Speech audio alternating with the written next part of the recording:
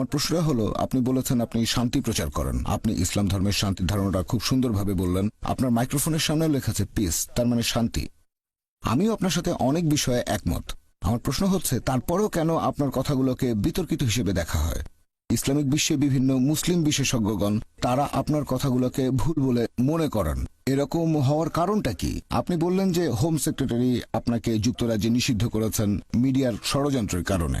তারপরেও অনেকেই কেন আপনার কথাগুলোকে অপছন্দ করে? ভাই, খুব সুন্দর প্রশ্ন করেছেন। আমি যদি শান্তির বাণী প্রচার করি, শান্তি প্রচার করি, তারপরও অনেকে আমার বিরুদ্ধে, মুসলিম আছে, অমুসলিম আছে, যুক্তরাজ্যের হোম সেক্রেটারি। ভাই, আপনাকে বুঝতে হবে, যখন কেউ জনপ্রিয় হয়ে যায় তখন অবশ্যই তার বিরুদ্ধে কিছু লোক থাকবে। সেই জনপ্রিয় মানুষটা ভালো কাজ করতে পারে, খারাপ কাজও করতে পারে। আমি আপনাকে একটা সুন্দর উদাহরণ দিচ্ছি। বর্তমানে মাইকেল এইচ হার্ট নামে একজন লেখক, তিনি একটা বই লিখেছেন, পৃথিবীর ইতিহাসে প্রভাবশালী 100 জন মানুষ। তিনি খ্রিস্টান হলেও তালিকায় 1 নম্বরে রেখেছেন সবচেয়ে প্রভাবশালী মানুষ নবী মুহাম্মদ সাল্লাল্লাহু আলাইহি সাল্লামকে। এমনিতেও দেখবেন যে মুসলিমরা তাদের নবীকে ইতিহাসের সবচেয়ে গুরুত্বপূর্ণ আর প্রভাবশালী মানুষ বলে মনে করে থাকে। অনেক অমুসলিমও ব্যাপারটাকে এভাবেই দেখে থাকে। তবে যদি ভালো করে দেখেন যে এই পৃথিবীতে যে মানুষটার বিরুদ্ধে সবচেয়ে বেশি বই লেখা হয়েছে তিনিও নবী মুহাম্মদ সাল্লাল্লাহু আলাইহি সাল্লাম। সেই বইটাতে তালিকায় 2 নম্বরে আছেন স্যার আইজ্যাক নিউটন। তিনি আসলে সব মানুষের কাছে সেভাবে পরিচিত নন, তিনি ছিলেন বিজ্ঞানী। সেই তালিকায় 3 নম্বরে আছেন যীশু খ্রিস্ট বা ঈসা আলাইহিস সালাম।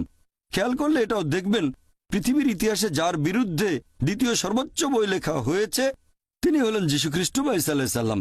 এই বইগুলো দেখে আমি কি এমন সিদ্ধান্ত নেব যে নবী মুহাম্মদ সাল্লাল্লাহু আলাইহি ওয়াসাল্লাম এবং যীশু খ্রিস্ট বা ঈসা আলাইহিস সালাম তারা ভালো মানুষ ছিলেন না? আপনাকে বুঝতে হবে, যখন কেউ জনপ্রিয় হয়ে যায় অবশ্যই তার বিরুদ্ধে কিছু লোক দাঁড়িয়ে যাবে। আর যুক্তরাজ্যের হোম ডিপার্টমেন্টের কথা অনুযায়ী 2009 সালে আমি যখন এসেছিলাম এখানে, একটা বিশ্বস্ত সূত্রে আমি জেনেছিলাম যুক্তরাজ্যের হোম ডিপার্টমেন্টের তথ্য অনুযায়ী পৃথিবীতে সবচেয়ে জনপ্রিয় ইসলামিক স্যাটেলাইট চ্যানেল হচ্ছে পিস টিভি। আর যুক্তরাজ্যের সবচেয়ে বেশি যে ইসলামিক স্যাটেলাইট চ্যানেল দেখা হয় সেটাও পিস টিভি। শুধুমাত্র মুসলিমরা যে দেখে তা নয়, অনেক অমুসলিমও পিস টিভি দেখে।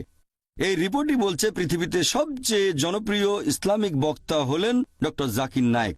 আর যুক্তরাজ্যের সবচেয়ে জনপ্রিয় ইসলামিক বক্তাও ডক্টর জাকির নায়েক। এই কারণে হোম ডিপার্টমেন্ট আমাকে অনুরোধ করেছিল যে আমি সেই মুসলিমদের কাছে পৌঁছাতে পারবো কি না যাদের কাছে ইউকে সরকার পৌঁছাতে পারছে না।